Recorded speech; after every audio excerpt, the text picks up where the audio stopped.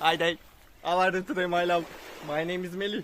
I'm a magician of my life. And today, in this portal, I love to be sharing with you this ritual of workout of mine.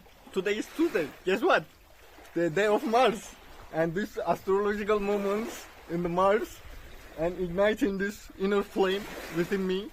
And in this portal, I love to be sharing with you a little bit my intentions before getting into the workout, which there is no rule.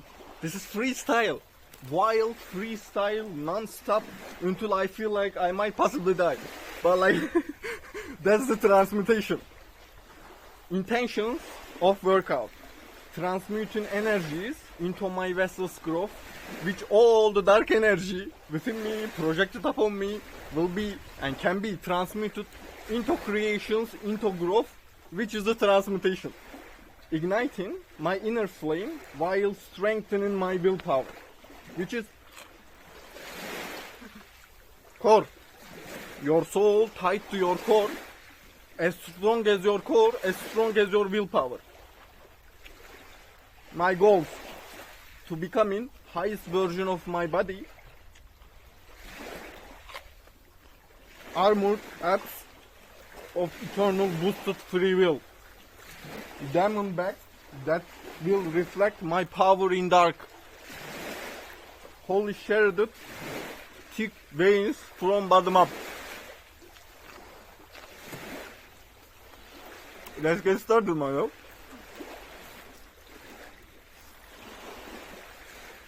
Hey, you know what?